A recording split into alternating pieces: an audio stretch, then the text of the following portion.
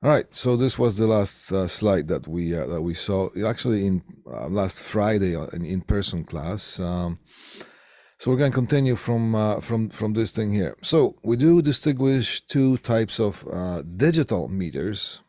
Right? One is the switched range, and the other one is auto range. Right?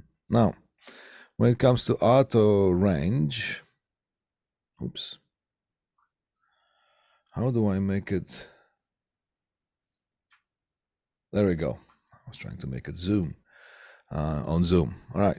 So auto range, you have, well, quantities to select by the selector switch on the selector dial.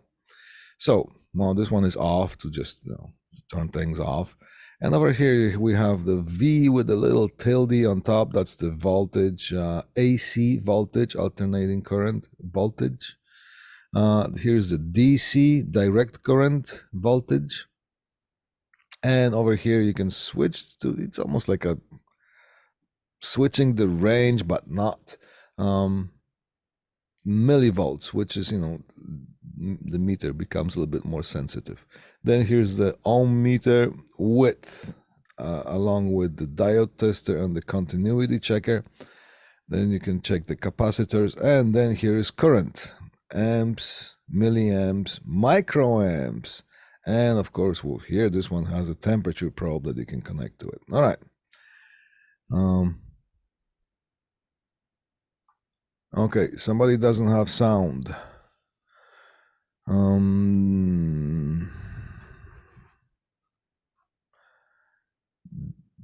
Do we have sound here, guys? Gals? Yeah, I can hear you. All right. Who is it? Try leaving and coming back in. Maybe this won't work. Yeah. Well, we can talk to who is it? Jovino. If we talk,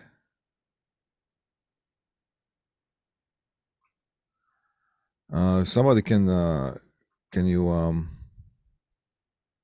send him a message to log back in?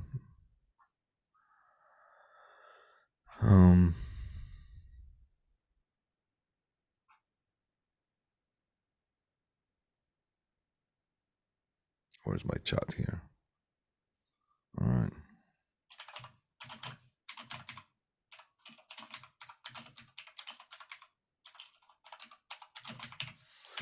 Yeah, so that's all right. We're gonna have to continue with this. So let's see how he makes out. All right. Okay. Now here's the switched range. Switched range. Okay. So in the other range, you just have the voltage, and the sensitivity of and the accuracy of the meter is going to be automatically adjusted based on the magnitude of whatever is being measured. Right? Now here, what we have on the dial is a little bit different. Same but different. Right? So we have, here's the off position. What do we have here? All right, so here we have the voltage, AC voltage, okay? But we have ranges that we can select with the selector switch. Okay, cool. So here's up to 600 volts. Here's up to 200 volts. Here's up to 200 micro. Oh, see, that's it's hard to say where the voltage begins and the amperage begins here, eh? 200 micro. Well, that 200 micro, I think this one applies to the amps, right? Maybe there was a divider here that was erased or something like that. Yeah? So you select the ranges by yourself. Is one better than the other? It's a matter of preference. So in switched range, manual switching between functions and ranges to get the most accurate reading. And then manual function selection, auto range. The meter senses the magnitude of the measured entity and automatically adjusts the range for the most accurate reading.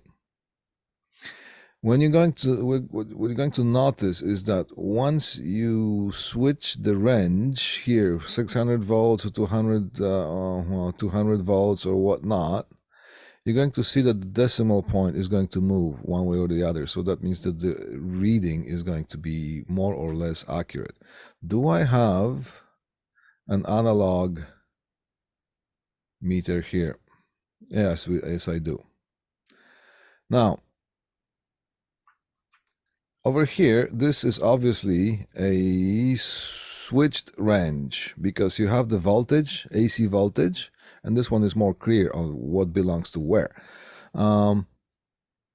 Here's the AC voltage. And see all those yellow ones belong to AC voltage. So here's up to 10 volts, up to 50, up to 250, up to 500. What do I mean by most accurate reading?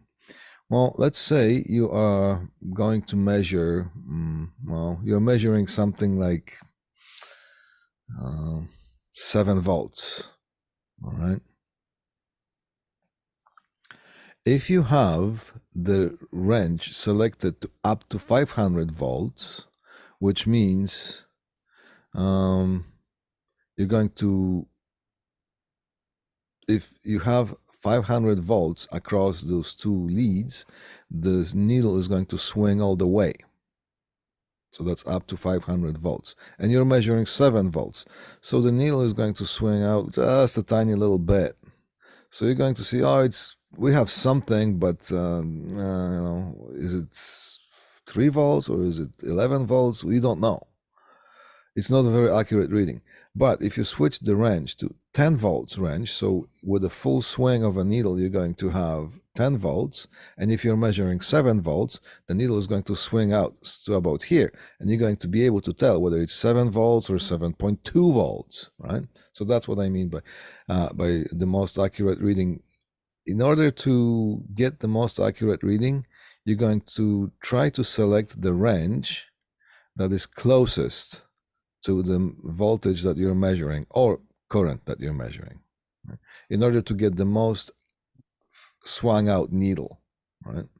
Then you're going to get the most accurate reading. If the needle swings out just a tiny little bit, then you're not getting most accurate reading. So so that's what I meant by for the most accurate reading. Now notice some of this auto range here, you switch that to AC volts, for example, or DC volts, and that's it. And you can just measure the voltage. Now, you can also, I noticed that this one has a little selector button right here as well. Then you can switch the ranges just as if you were switching here. So this one is auto range, but with the enhancement of the possibility to lock onto some range if you really, really want to. All right, categories. Now this is important, guys and gals. Measurement categories for the meters. Now you can see cat 2, cat 3, cat 4 in Roman numerals. We are used to hearing cat 3, cat 5, or so on. This has nothing to do with the cat 3, cat 5, cat 5e, has to do with the data cable specifications. But we're talking about the categories here, different types of categories. We're talking about the categories for the meter, for the meters. Towards the end of the course, we're going to talk about something that's called an arc flash. What is an arc flash? We're going to have a little bit more discussion about that. But arc flash is basically an explosion caused by electrical spark or electrical discharge. So different meters are going to be constructed to be able to handle different situations. And over here, what do we have? From cat 3 to cat 4. Cat 2. Cat 2, category 2, single phase receptacle connected loads. So single phase receptacle connected loads. Example, appliances, portable tools, or other household similar loads. Outlet and long branch circuits.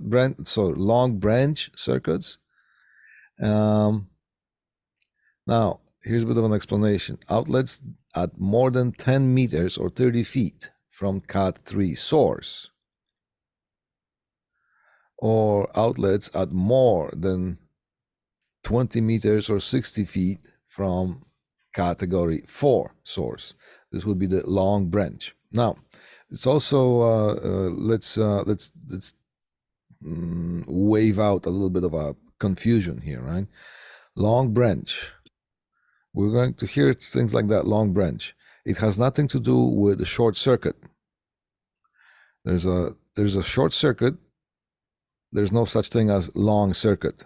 A short circuit is that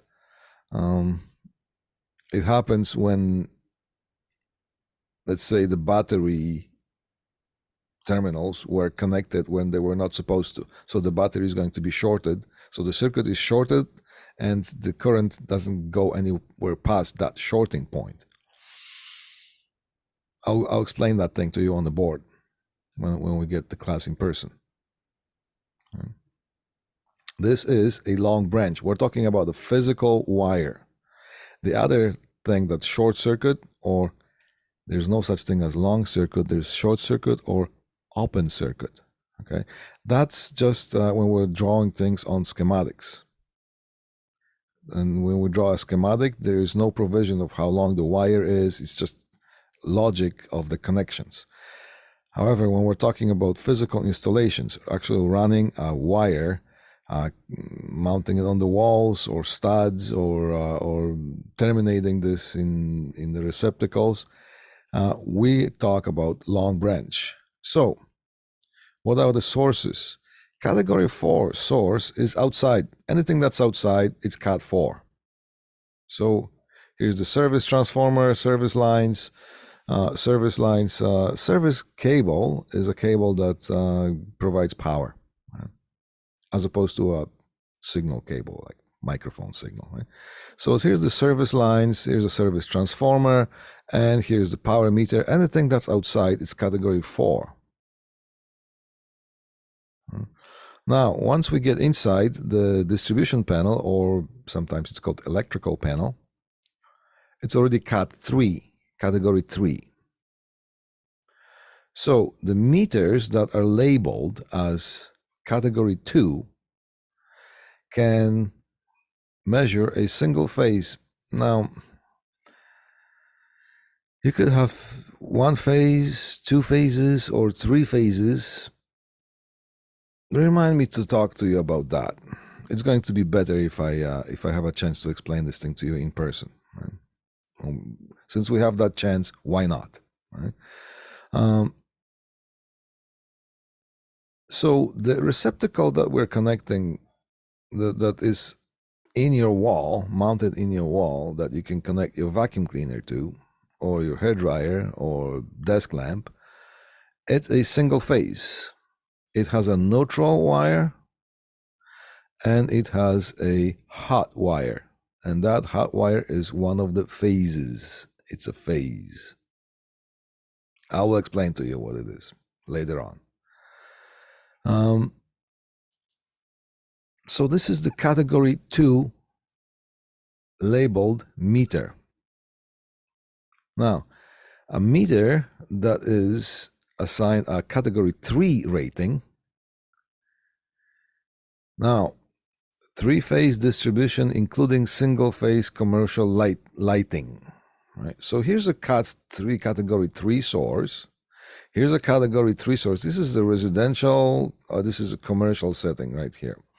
So this is the source would be category 3, which is inside. Now, anything that's outside is going to be category 4. And then we have category 3. So this is the distribution panel. There could be some transformer that is right beside that quite often. And then this is category 2 source, which is the receptacle, which is either 10 meters away from cat 3 source physically, or 20 meters away or 60 feet from category 4 source. All right, so here's cat 3 meters. Equipment in fixed installations such as switchgear, polyphaser motors, whatever the commercial equipment, bus feeder and industrial plants, distribution panel devices, lighting systems in large buildings, appliance outlets, da. Category 3 meter. More tough. Why do we need those categories? Well, if this here, category 4, is able to provide a lot of current at the dead short scenario, it's the current availability when the two terminals are completely shorted, connected together. How much power can that thing provide? Now, some of the meters, the way they are constructed inside, they're able to handle more, some they're able to handle less. And if you use the wrong category, or if you use the lesser category meter on the bigger category source, you're running a risk of having an arc flash right in front of your face. And it's an electrical explosion that can remove your face. I particularly like my face. So, not the prettiest, but it gets me by. All right, so then there's category 4 sources, anything that's outside. So category 4, everything that's outside. Cat 3 is the distribution panels and transformers. And Cat 2 sources are the branches that branch out from there, right? Easy to remember. Cat 3 measurement, in brief here. 3-phase at the utility connection, any outdoor conductors. There you go. So outside, go ahead. You can category 4 meter, you can measure.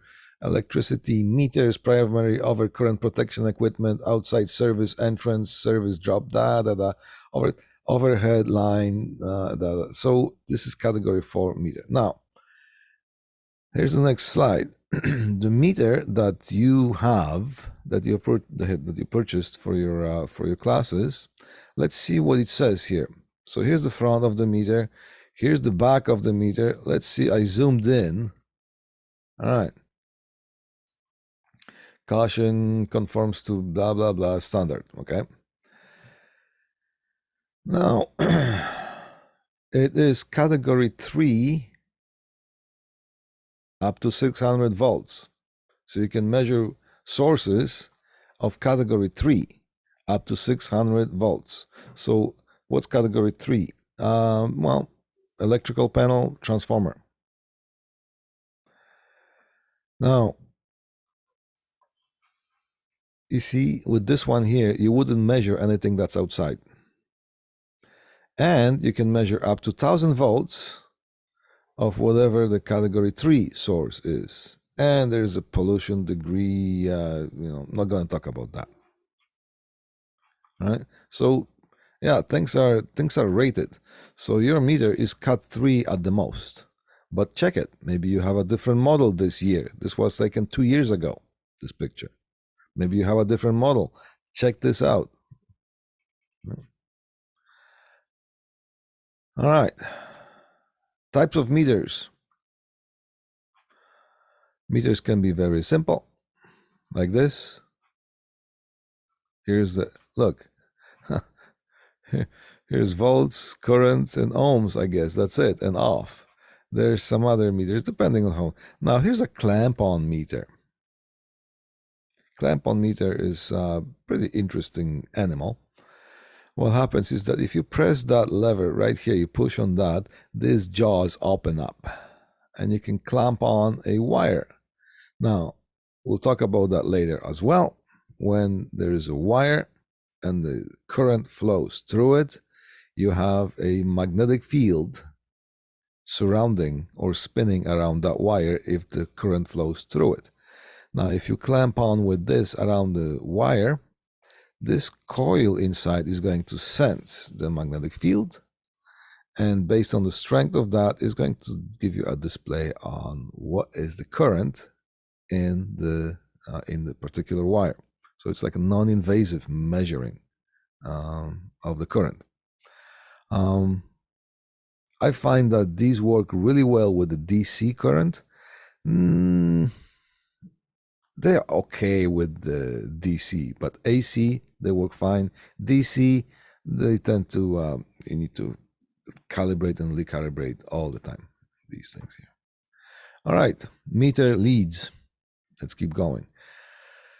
Red meter lead, black probes, tips. All right, so this is what this, here's the tip of the lead, here's our probe.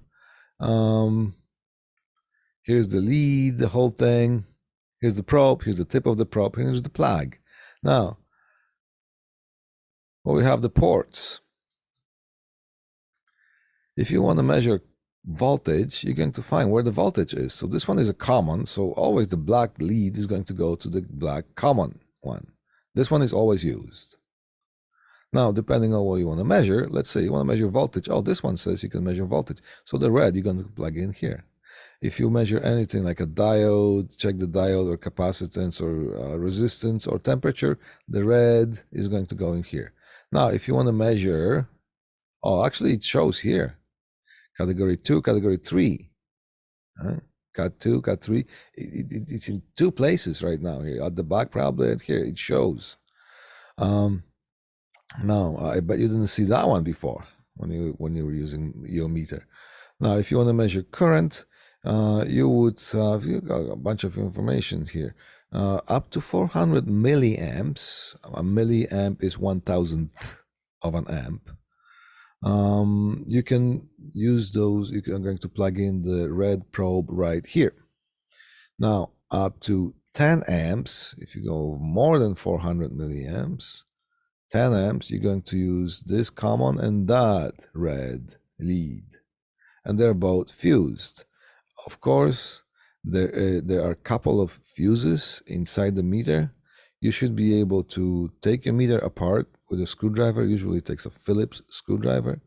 Take this thing apart. Now, when you take it apart, take the back cover off.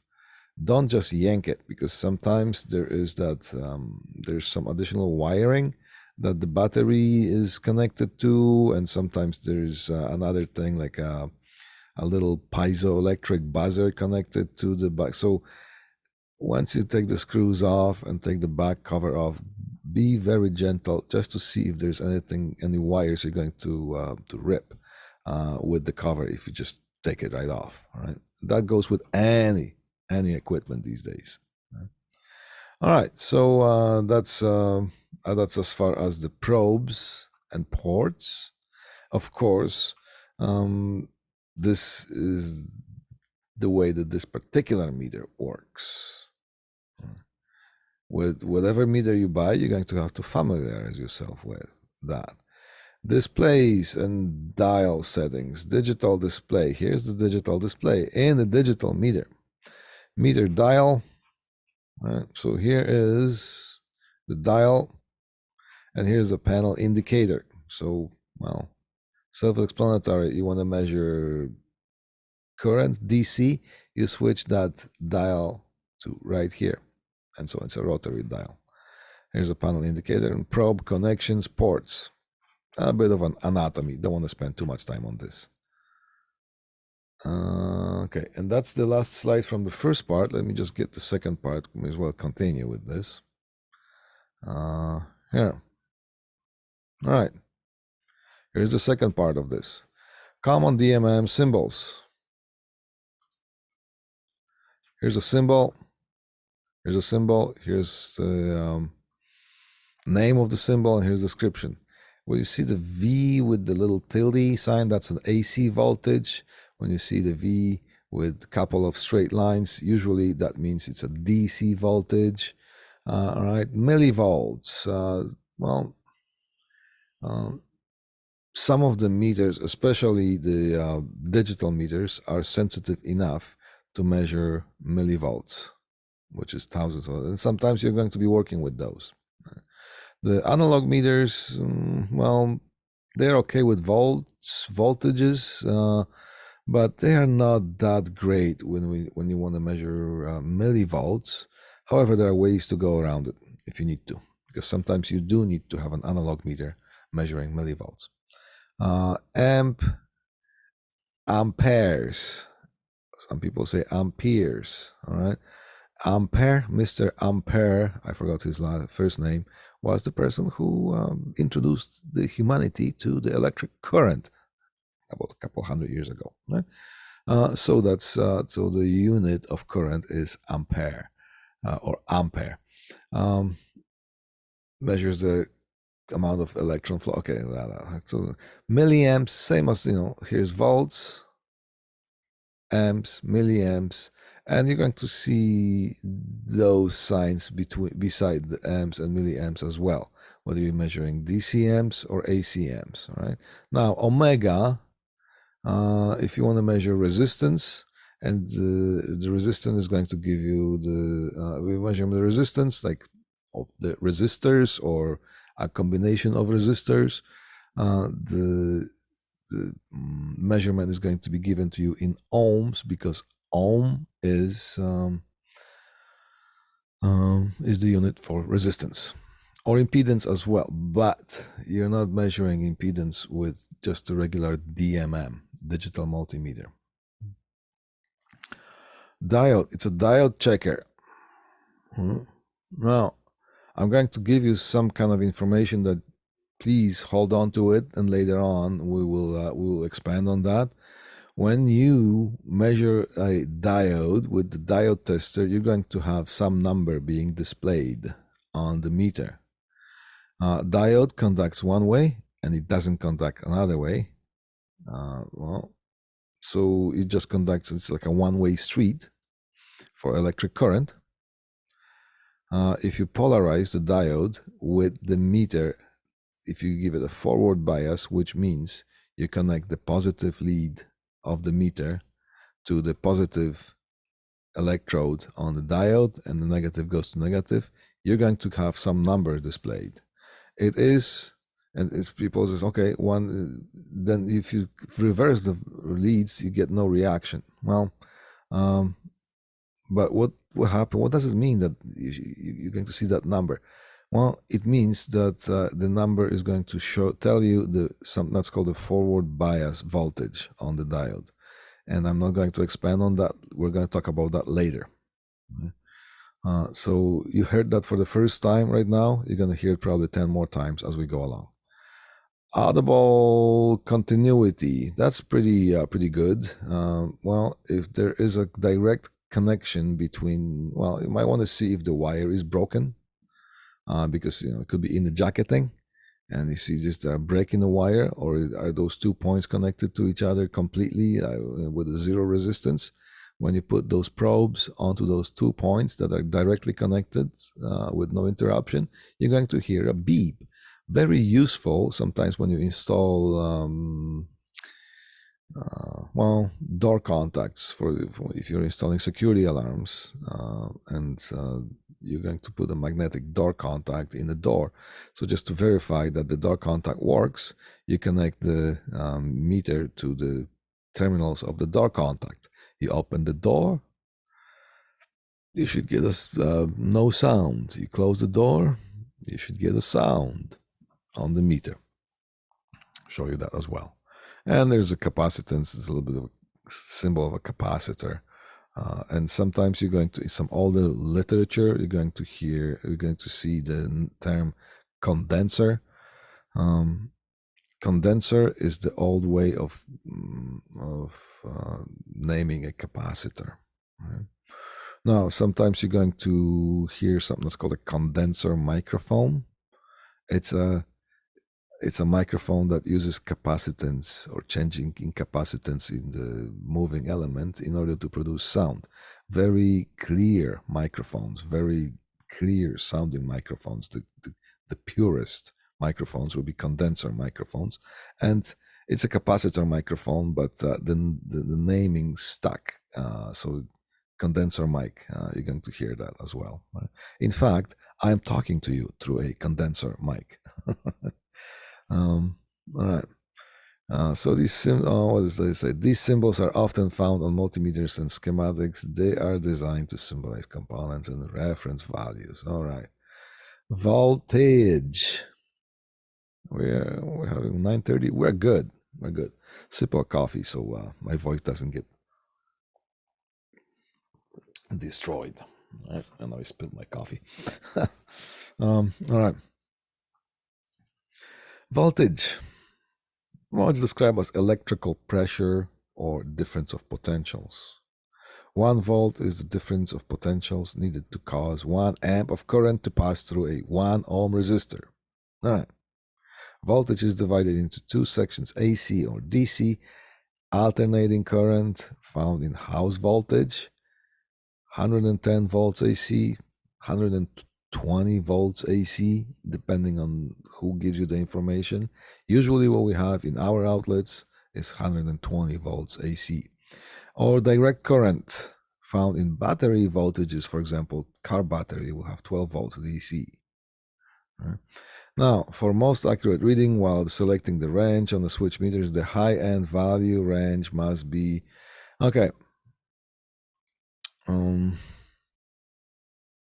As I was saying, if you know that you're measuring 1 volt, and if you select the range of up to 1,000 volts, which means if the range is selected up to 1,000 volts, then if you get 1,000 volts applied to those leads, you're going to get a full swing of a needle. And then you're measuring 1 volt on that range, your needle barely going to move. So the best thing is to get the closest value of the measured voltage and switch the next up, because if you switch the range the next down, if you are trying to measure, well, let's say 100 volts, and if you select the range of 10 volts, so you're setting up the meter to measure up to 10 volts, and you connect 100 volts, of course you're going to go off the scale. So you're going to find out next biggest one that's going to give you, next biggest range is going to give you the most accurate reading. So that's basically what this one says here. The probe tips must be connected with only the measured test points and nothing else. The probe tips must be in contact with only the measured tips. All right. There's that rule of 1 hand in your pocket. You're measuring voltages. We talked about that already. Right. If there is any break in the insulation or any damage in those leads that is going to make contact with your skin, then you're going to put yourself at the risk of being part of the circuit, and that's not a really good idea, right? Now, the internal resistance or the internal impedance of a voltmeter has to be extremely high, so the measurement can be taken without affecting the circuit. Typically in the neighborhood of 10 mega ohms or higher. Let me tell you what I mean by that. All right. Let's say we have a circuit. Here's a battery or power supply. It's a DC power supply, and you can tell that this is plus, this is minus, because the longer line, if you're drawing a battery, it's also it's always a plus, and so this is minus. So the conventional current flow makes the current flow from plus to minus. Is called a conventional current flow. Later on, we're going to find out that, the actual movement of electrons happens from minus to positive, so that's called electron flow. So whether you're calculating the circuit using conventional current flow, which is going to label the current flowing from plus to minus, or whether you're going to decide that you're going to calculate the circuit using the electron flow, which means you're going to draw the arrows from minus to plus when it comes to current, it doesn't really matter. What matters is that once you start calculating the circuit, you stick from the beginning to the end, keeping the one method that you choose. So for the most part, you're going to see the conventional current flow. So the current flows from plus to minus. All right. There's then the circuit. It's a concept of a closed circuit. If you have the circuit open, then there's going to be no electricity flowing in the circuit, which means, well, nothing's going to be happening. But now you can see there's a closed circuit. So here's the concept of a closed circuit. All right. What happens is that if you have electric current flowing through the circuit and it meets a resistor on its way, then the resistor is going to cause something that is called a voltage drop. Okay. The voltage, if you put a meter to this point and that point, this point is going to have slightly higher voltage than this one, of course, because it's a resistor. So let's say if this is a 10-volt power supply, and at this resistor, let's say the voltage drop is going to be 3 volts. So we have 10 volts total. We drop 3 volts. We lose 3 volts on this resistor, which means it has to be 7 volts across this resistor, because this point here and this point here is 10 volts. So if this is 3 volts, this has to be 7. And we are pointing to the positive terminal when we are labeling voltage. Okay, well, there's something that's called an Ohm's law, which stands as a VAR, V equals I times R.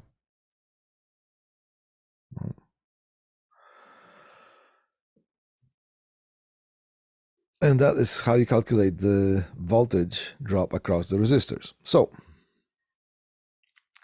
what happens here in this point, the first scenario, the electric current flows from here to here through this resistor, through the other resistor, and it continues and goes back to the whatever the power source was.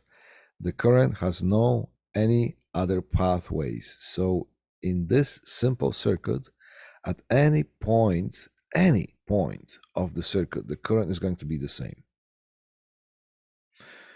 Now let's take a look at this scenario here. We're trying to measure the voltage across R2, the resistor R2, with a voltmeter. Well, we're connecting the voltmeter right across R2. So what is really happening here? Well, we have the voltage happening here, which causes electric current because we have a closed circuit. Do we have a closed circuit? Yes. That means the electric current is going to flow. So by the means of conventional current flow, we go from plus to minus. So we just start and just keep flowing. Okay, the current goes through this wire here, hits the resistor, goes through the resistor, and oops, oh, we got a fork on the road. Well, whenever there's a fork on the road in the with electricity, some current is going to keep flowing this way, and some current is going to keep flowing this way, and they're going to all meet, and it's going to be the same again. So the current here is same as here, is same as here, is same as here, same as here, not the same as here, because some of the current flows this way, some of the current they meet again here, so that's fine. So this whole current, nothing leaves the circuit, the closed circuit. But what's going to happen if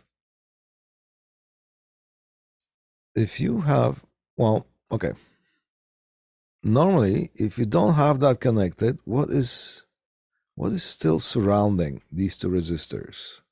It's the air. So the resistance of the air is still present. Now, the resistance of the air is not infinite. However, for the amount of resistance that the air has, and for the circuits that we're considering here, we're going to consider that infinite for our purpose, for simplicity. So, if we have that infinite amount of resistance of the air, that means nothing flows through the air. There's no any alternative pathways. Anything that flows through the wires, and that's fine.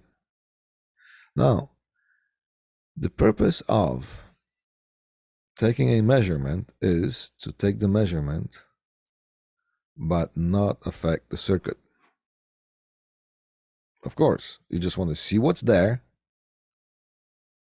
but you don't want to affect the circuit, because if you affect the circuit, you're not measuring what's really there. You're measuring something that you have just affected at the time of measuring.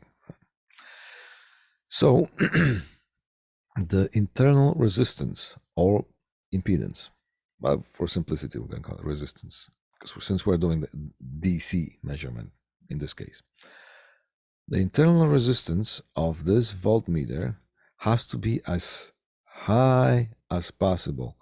Infinite ideally, but if you have infinite if you have infinite resistance, then there's going to be no current flowing through that little branch right here, which means there's going to be nothing to take a sample of in order to move the element to take the measurement. So you are taking a tiny bit of a sample of the current in order to find out what the big current is.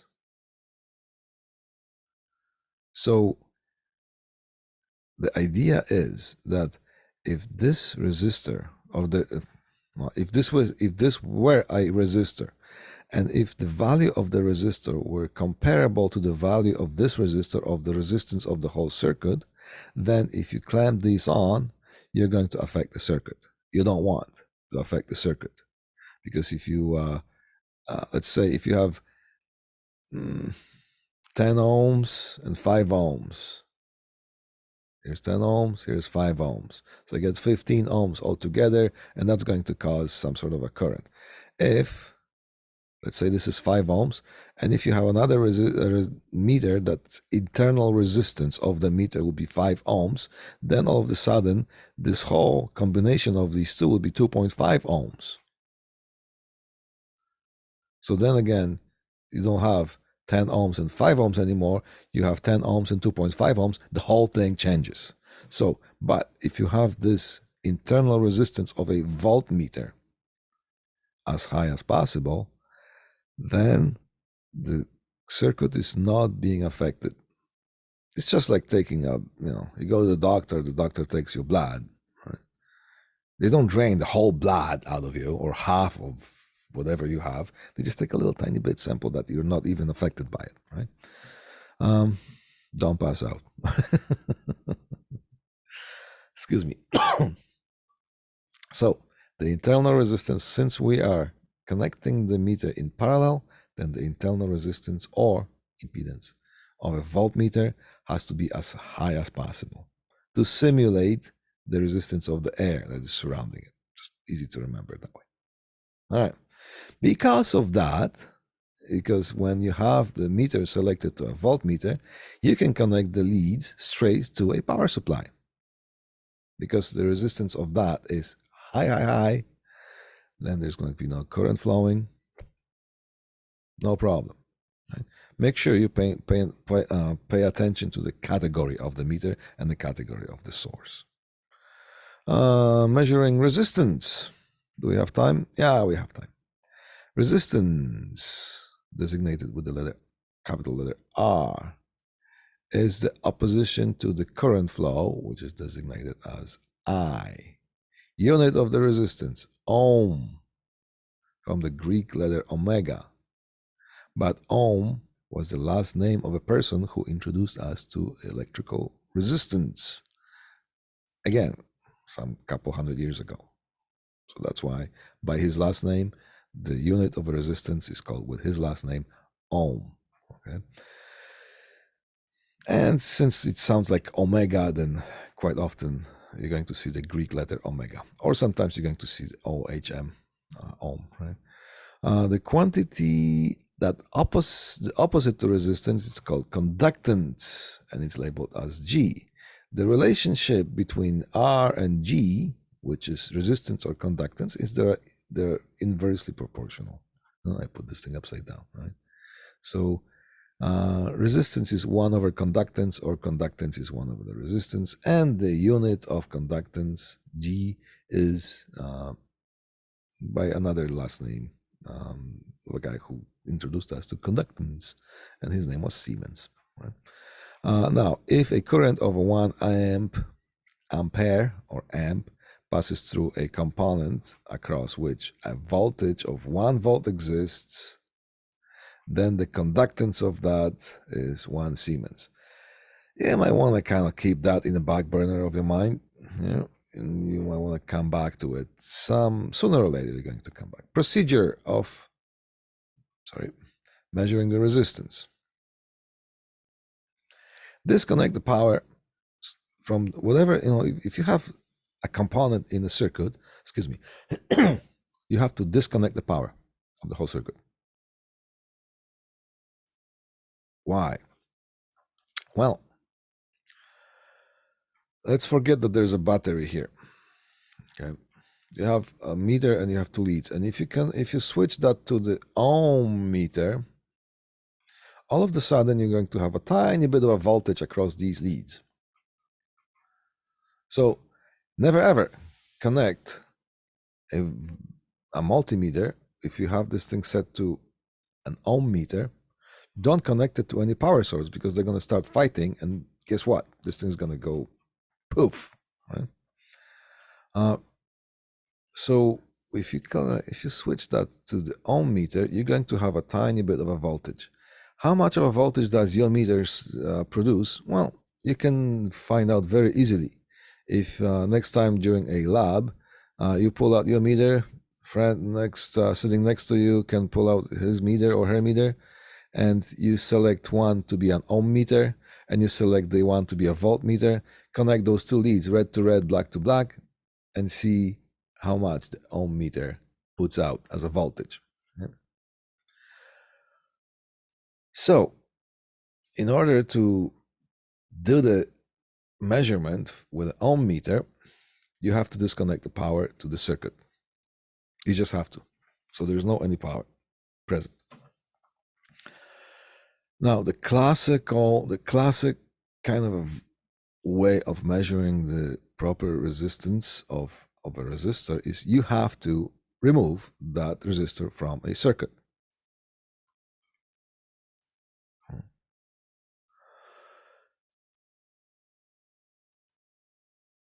Why do you have to remove from the circuit? Well, if you don't, you're going to measure the resistance of this resistor in parallel with the resistance of the source if it's connected, or if you just have another bunch of other components connected to it. You're going to measure the resistance of that component that is connected to other parts of the circuit. Not going to get an accurate value of the resistor. So you have to disconnect the component. Now, removing a component from a circuit, you don't have to take the whole thing out. You can just remove one part of it.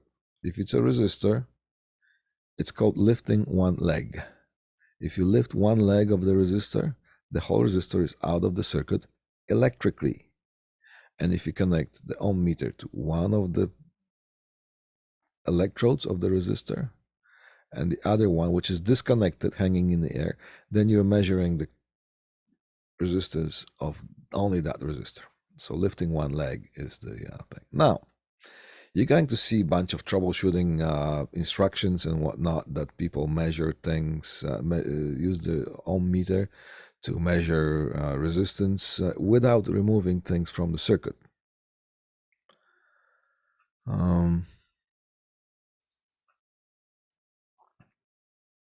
And that's fine, but it's just a bit of a higher level of troubleshooting.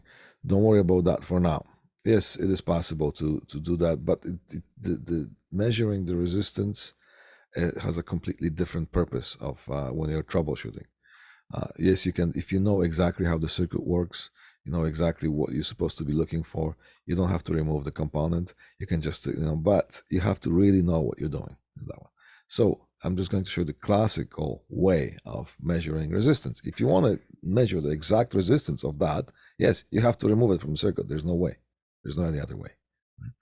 So I remove the component part from the common procedure. Lifting one leg is often enough. Measure using lowest value. If over limit is displayed, move to the next higher resistance range and just keep going until you get some numbers starting to display. And then you can select the range for the best accuracy.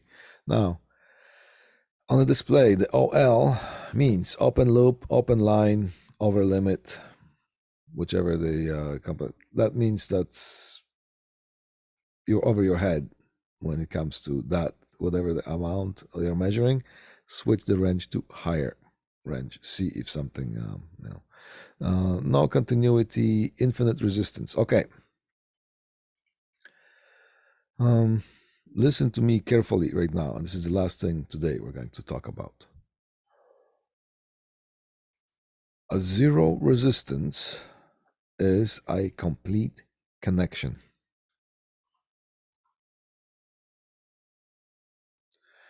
Between this point of the wire and this point of the wire, there is zero resistance.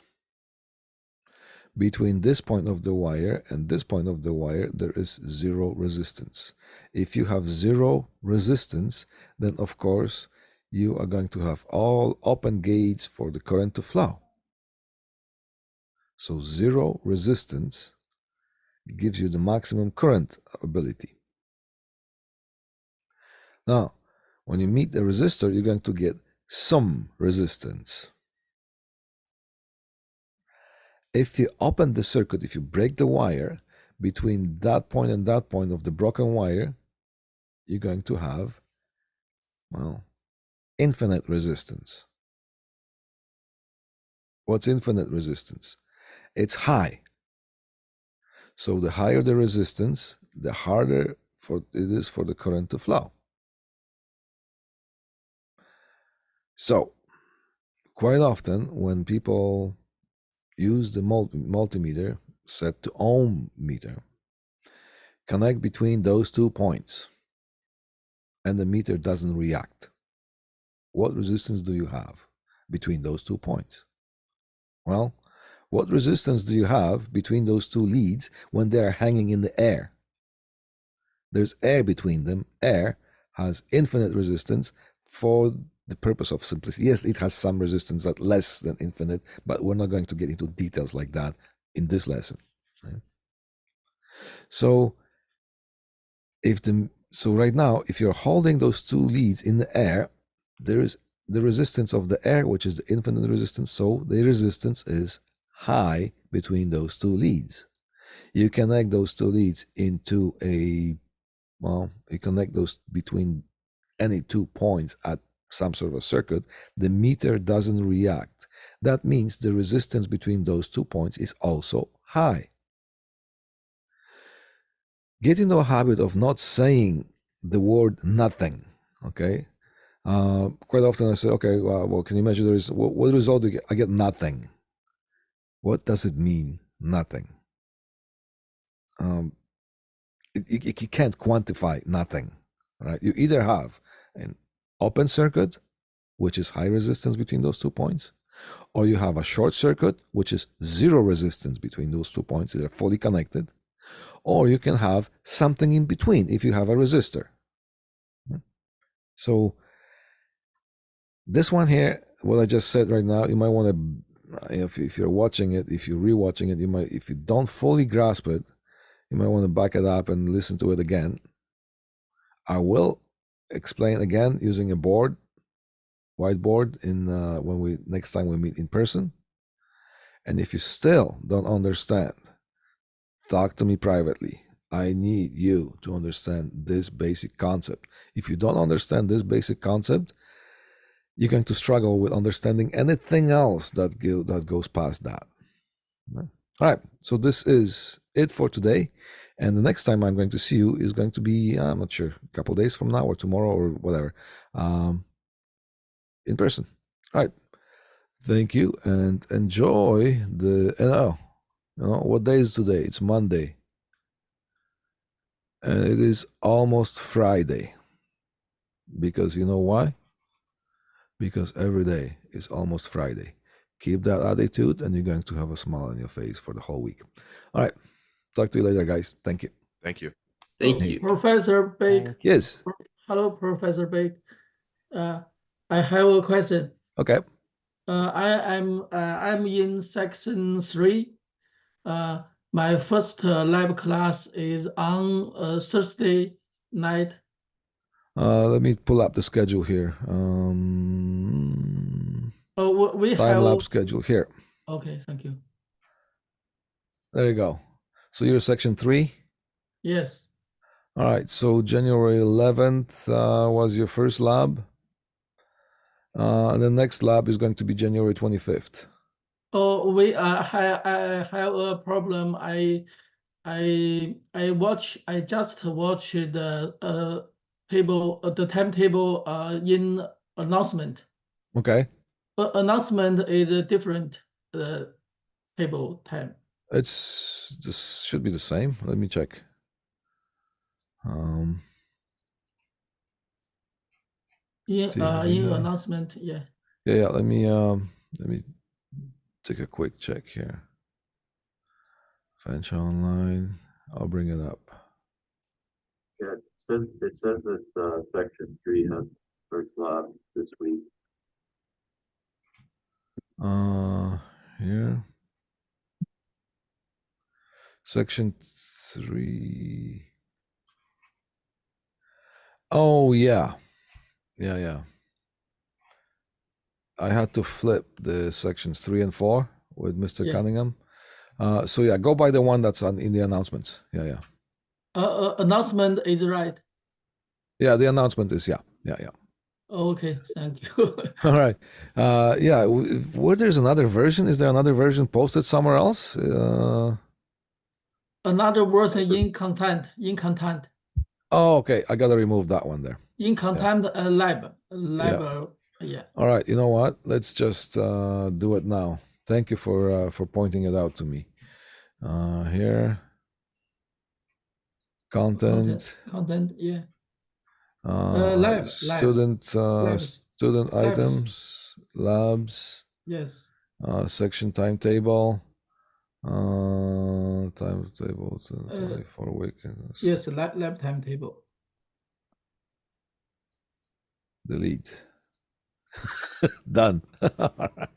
Okay. Yeah. So now we don't need to have that in the content since we have this thing in the announcements. I apologize. When I had to flip the two section 3 and 4, I just it seems like I forgot to flip them in the content. So thank you for. I think most of our students watch the announcement. Yeah, that's good. Yeah, but I appreciate it. Thank you so much for pointing it out. You're welcome. Professor? Yes. I'm Zhenjiang Shao. I can't find my name in the section 3, my name. I think because I'm late, I'm come here a little bit later. Oh, okay. Okay, let me tell you. I'm just going to go off screen a little bit here. Yeah, I think I'm in the section 3. Yeah. You're section 3. Hold on. Maybe. I can't find my name there. Communications class list. Let me just make sure that you are in. Yeah. Sections apply.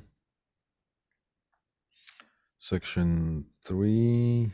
I'm just doing it off screen so I don't. We're still recording, so I don't want this thing to go out to the world here. Section. Do we have a section 3 here? Apply.